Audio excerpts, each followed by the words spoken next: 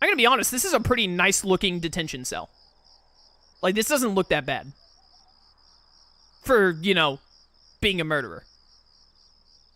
My molars slowly crush the hard lump of fiber. I knit my eyebrows at my first taste of lotus root in a long, long while. Ugh, gross. I scrape in some barley-filled rice as if to wash down the lotus root. Oh, dude, if most of Adachi's story is reading this kind of dialogue, I'm going to scream. This already sucks. Today's dinner consists of that word full of vegetables. I also get some miso soup that's one step away from water, cucumber sukamono, and even an orange slice or two for dessert. Ugh, I want some sea urchin or eel. Yakiniku sounds good too, or maybe some beef tongue, served rare, covered in green onion, and marinated with a little lemon juice. While I fantasize about this, I grab another lotus root out of the bento pack with my chopsticks. I peer through the holes in the lotus root, and my eyes meet those of the guard staring at me through the observation window. Hurry up and eat! Yeah, sorry. I've been in jail for about 5 months now. In prison, you just get to wear your normal detective suit, like your cop outfit. You're not like in some kind of prison wear or something. I'm being held at the I find it really surprising that they let you have a tie. That seems rife for, like, someone steps in for some reason and then Adachi chokes them out with his tie. I've been in jail for about 5 months now. I'm being held at the Prefectural Police HQ neighboring Inaba City as a suspect in the serial murders that took place in Yasuo Inaba. Words. 2 murders, abandoning a corpse, plus a few other charges.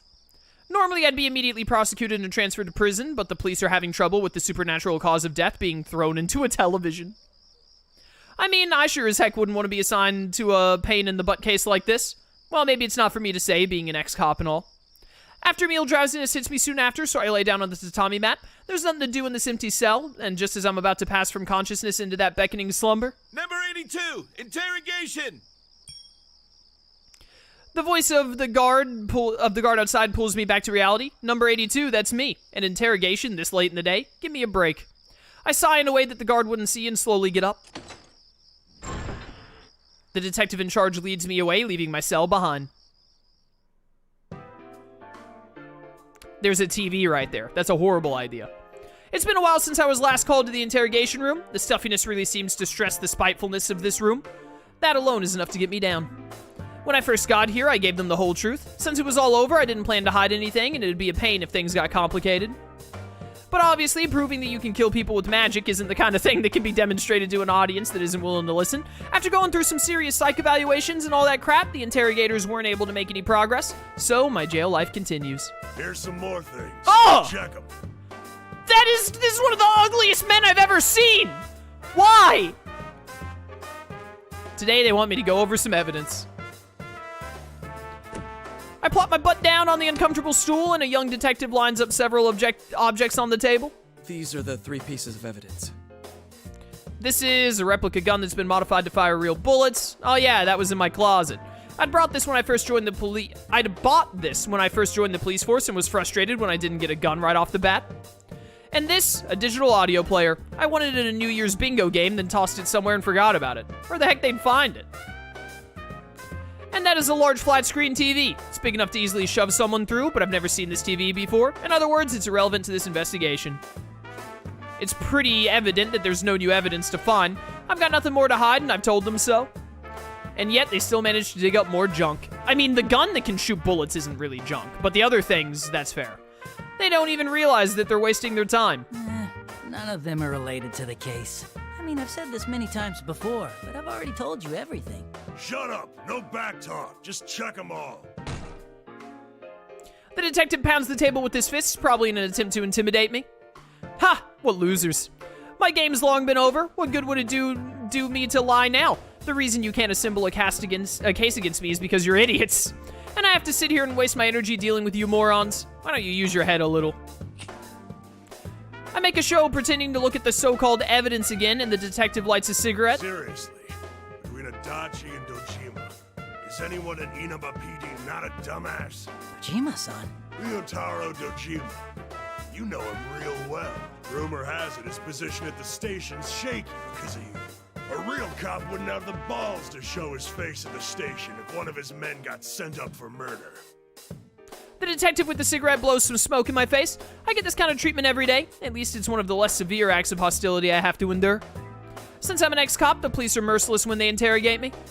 On top of being in restraints from morning till night, if I start to doze off, I get some water to the face. The verbal abuse is constant. If I say something, I get yelled at. If I stay quiet, I get yelled at. It really impresses me how much energy they have. They're probably ticked at how long this case has taken them, but they can't blame me for their incompetence. Seeing that I don't so much as move an eyebrow, the detective lights a second cigarette and laughs mockingly. You know, I felt sorry for him. So out of kindness, I told him during the investigation. I said, I'll make sure to dispose of your no-good man, so don't worry about that. And what does that bastard do? He suddenly grabs me by the collar. I almost ended up having to submit a written apology. Talk about a blunder. It ain't nothing to laugh about. What do you think he said, huh? He can settle matters for himself without me asking you to do it.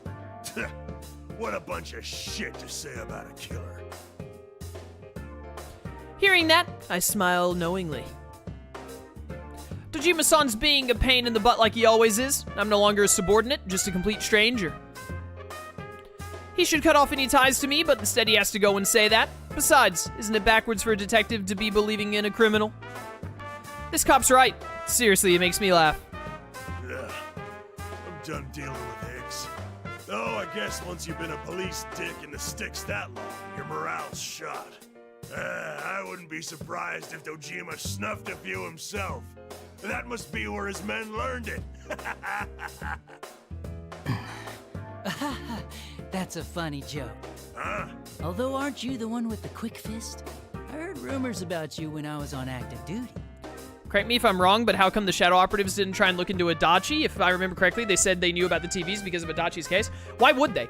They went to Inaba trying to find Labris. They got the story from Dojima where they learned, I assume they learned about Adachi really for the first time there after getting that info from Dojima, who was questioned by that other police guy from Persona 3, whose name I don't remember. Then they went into the TV, immediately got in the Grand Prix, met the Persona 4 cast. At what point did they have time to go interrogate Adachi, or why would they after meeting the Persona 4 cast? Anything that Adachi could have told them, the Persona 4 cast would have already done so. There's like no point. Also, it looks like Adachi is in a mess of nonsense. He's not technically in prison. He's being interrogated constantly. The Shadow Operatives would probably have a major headache trying to get the police let them to be able to go talk to Adachi. You punched a suspect in the face during an investigation. Got found out and covered it up, right? What a hero! The detective's face gets redder and redder. Even though I sound frivolous, my heart is cold. And since then, you've made sure to only punch him in the gut, right? You sure know what you're doing, aiming to work at the Metropolitan PD. You little... I ain't taking that kind of lip from a goddamn killer. The chair is kicked out from under me and I slam into the ground. The detective grabs me by the hair and roughly pulls my head up. Seeing the detective's face contorted with anger and humiliation is just hilarious. If you don't want a good thrashing, then you better spill everything, you bastard. Sir, you really shouldn't go any further. The young detective, who was quietly taking notes, suddenly steps forward looking panicked. There's no force behind his actions, though. He's got no control in this situation. Shut up! You don't get anything out of scumbags like him without getting your hands dirty. Watch and learn. He punches me in the gut. He avoided my solar plexus. He must be used to hitting people. I choke back my stomach acid and Scott, what the, who wrote that? That wasn't nice. Isn't this against the Criminal Procedure Code? Huh? Criminal Procedure Code, Article 319. Forced confessions gained through torture and intimidation are inadmissible as evidence. Anything I tell you is invalid if you get your hands dirty. Didn't they teach you the basics in Police Academy? Oh, but I get it. You're stuck in the boonies like this because you can't even get the Criminal Procedure Code straight. You little... The detective's eyes open wide. Ha ha ha! Looks like I hit a nerve. He's probably gonna hit me again. I brace myself for it, but contrary to my anticipation, I'm not struck by a fist. Instead, I feel cold steel, the barrel of a gun, pressed up against my temple. What the? You must be Toru Adachi. I wish to speak with you. Ah, this must be Kagasuchi's doing. The atmosphere in this room suddenly becomes tense. I feel a chill run down my spine. He's not the same detective I was just talking to. He's someone else. I don't have any proof, but that's what my gut is telling me. I'm sorry, but I must ask you to come with me. Enter the TV here. And to be clear, this is less a request than an order. Whoa, what are you doing? There'll be hell to pay for pointing your gun at a detainee. You really need to calm... Ah, yes. I'd forgotten we weren't alone. Get out of here. Huh? What are you saying? I said get out. I don't wish to make matters worse. And you don't wish to die, do you? The detective slowly raises his arm and points the gun towards a corner in the ceiling. He fires in the lens of the security camera in the room shatters to pieces, accompanied by the ear-splitting sound of gunfire. The young detective quivers and bolts from the interrogation room. Well, he made the right move. There's no point in making a show of justice if it's just gonna get you killed. Ah, now you've done it. So, who are you? You'll find out when we meet. Enter the TV. You should still be able to do that. Without changing expressions, he pushes the gun into my back. If I try to resist, he'll pull the trigger without hesitation. I can feel the danger in the air. Disobeying him would not be a wise plan right now. I walk towards the TV that had been brought in as evidence. Before I can even start to struggle, I'm thrown into the television with unbelievable strength.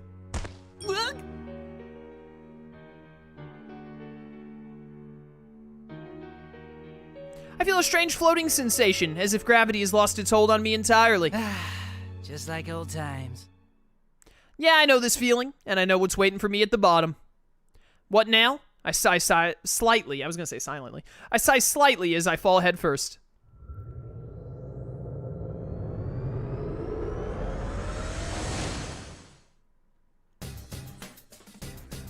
I was thrown out into a school classroom enveloped in an uncanny atmosphere.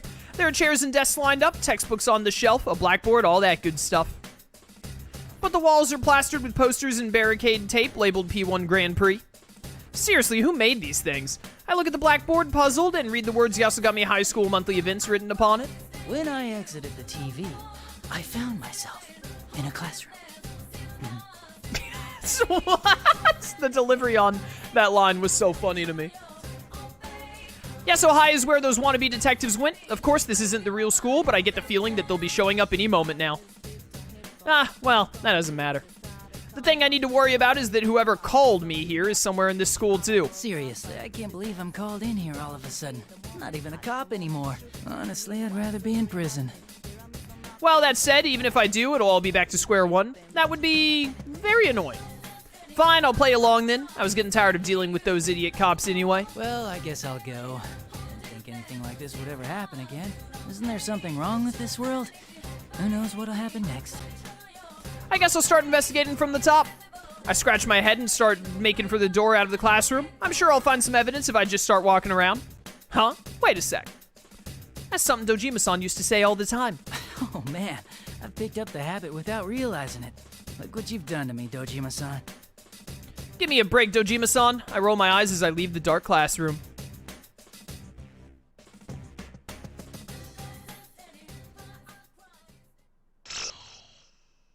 To be continued. We didn't even have a fight. Well, that was 11%. What was that, like 15 minutes? 15 minutes for 11%, which was all dialogue? Let's keep going. Intentions.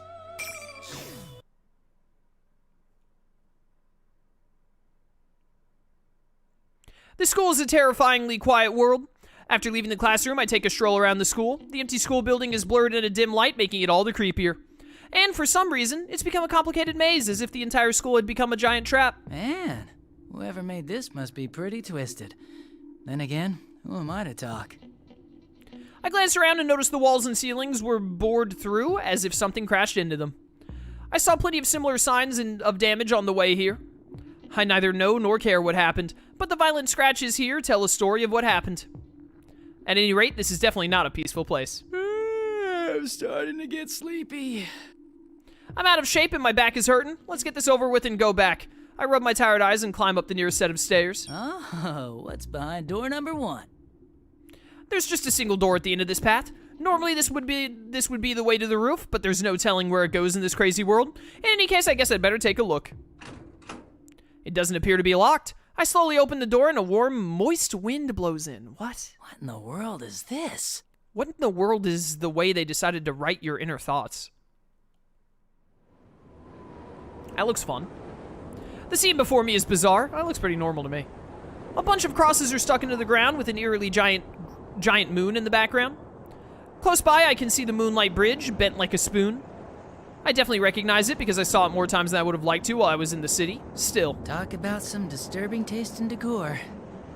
This place feels like a set from a B movie. Feels like zombies are gonna attack me out of nowhere. Well, if I'm in the TV world, then there are shadows here. Guess they don't look all that different. I take a look around at the area while I'm thinking that. I sense a presence right behind me, and I instantly realize that someone snuck up on me. You gotta be kidding. I may be crooked, but I was still a cop. I was paying attention to my surroundings, and somebody still got the drop on me. I carefully turn around and see a young man standing there. Welcome to his world. You must be Toru Adachi. The young man spreads his arms in a welcoming gesture. He has impressively red hair and a sharp yet cold stare. Oh my goodness, I've been reading for too long. He carries two odd-looking katanas and bears an X-shaped scar across his face. But above all, this extraordinary pressure he's giving off, it's the same feeling as what I felt in the interrogation room. He's the one who called me here, no doubt about it. Chills run down my spine in the face of this murderous intent. I keep a straight face and speak like I always do to hide my fear. Are you the one that called me out? And seriously, I'd rather not. I'll tell you who I am to thank you. I am Minazuki. Sho Minazuki. The young man grins after he says that. I notice that he has a Yasuo High uniform tied around his waist. Does that make him a student there? He seems rather composed to be one. Those detective wannabe brats acted more their age. Huh? And what does this Minazuki-kun want with me? If you don't have any business in particular, I'd really like to head back. Whether or not I explain myself to you will be decided right now. In the blink of an eye, his katana is pointed at my throat. Hey man, what gives? He's the one who wanted me here. Isn't this a bit of a mean greeting? While I'm feeling frustrated with this, Minazuki tosses a gun towards me. This grip, it's the same revolver as the one I kept when I was a detective. It's your gun. Pick it up. You're a skilled marksman, no? Minazuki raises his katanas. The punk wants to test my strength. Huh, fine. I cluck my tongue and pick up the revolver off the ground. It ticks me off that I have to listen to this brat, but I have a feeling things will be a bigger pain if I refuse to fight.